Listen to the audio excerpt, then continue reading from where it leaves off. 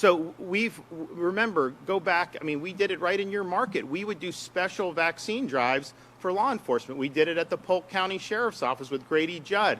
We did it ever. When the Johnson & Johnson came out, we provided that specifically to law enforcement. So we've done a lot in that regard. I've also been the only governor in the country that I'm aware of that has provided enhanced access to early treatments. I mean, if you look what happened when people were getting hospitalized at higher numbers this summer, none of them, almost none of them, got any type of early treatment. And we've had monoclonal antibodies available since December, which have proven to be very effective. So we rolled out 25 sites, and since we've rolled out those sites, daily hospital admissions are down over 90%. Our hospital census has gone down statewide every day for over 2 months, and we're probably going to be nearing a pandemic low on all of that stuff. So we've provided huge support on the front end through prevention, but also huge support on the back end through treatment. And I think the sad thing is there were people who were getting infected for really a long time, and still happening throughout the country, where physicians were telling them to just go home and hope you don't get deathly sick. In Florida, what we said is that can't be the answer, particularly the high-risk folks. If you're infected, get this monoclonal very quickly. And you know what? We had huge success with it. I mean, we kept tens of thousands of people from being admitted to the hospitals, and no doubt saved thousands of lives as a result of that. And these are people, by the way, who have been vaccinated. I mean, the idea that somehow you're not going to get infected, I wish that were the case, because that would make it so much easier. Fact is, the protection against infection has waned. You have high numbers of people that go to our sites. A majority of them are vaccinated who get infected and then go to our monoclonal sites for treatment. So you need treatment regardless. And so we're happy that we've had a lot of success with it. We have very low numbers now because we have one of the lowest COVID infection rates in the country, and maybe the lowest in terms of the COVID Estim website. I think we're 49 or 50, and with per capita cases, we're in the bottom 5. So consequently, we have fewer people who need the early treatment.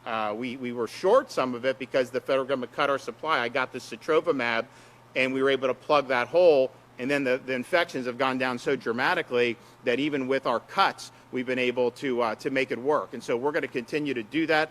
As we start to see the winter come, if we start to see a change in direction, we're going to make sure that people know you have an ability to protect yourself. But I definitely think that early treatment was something that we did very, very effectively.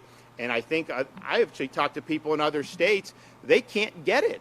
They don't know where to get it in a lot of these other states. And I think that's a huge mistake, because as you're already seeing it now in the north, their cases are rising. Because we just have a different seasonal pattern. So their cases are rising.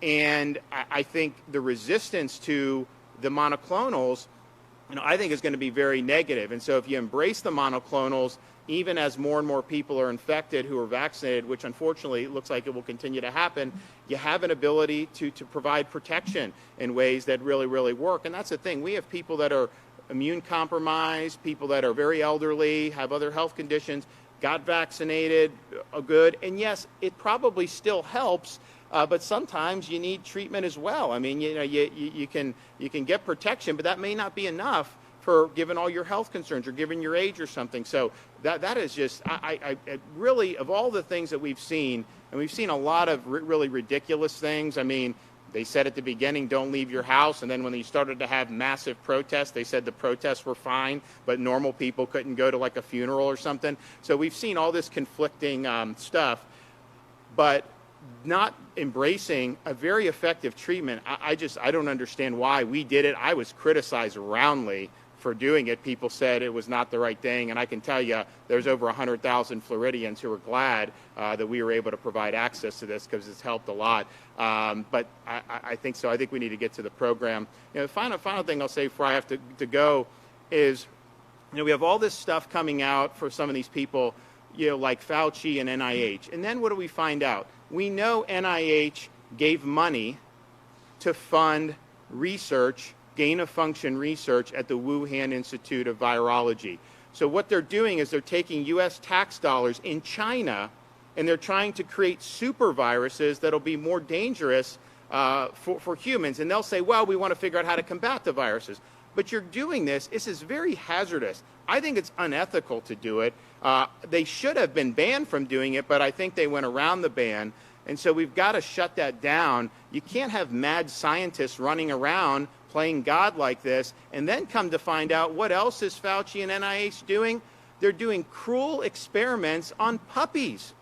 What they were doing with those puppies is flat out disgusting. It's despicable. That needs to stop. I cannot believe American tax dollars would go to treat those dogs the way those dogs would be treated. And, you know, I really think Fauci needs to be held accountable. These people, these bureaucrats, they don't get to just run wild and do whatever the hell they want to with our tax dollars. And so from funding gain-of-function research to treating these puppies with really unimaginable cruelty, I think that whole lot of them need to be cleaned out, and we need to be standing up for the American taxpayer and doing things ethically and not doing things like gain-of-function research, and certainly not abusing puppies. Thank you.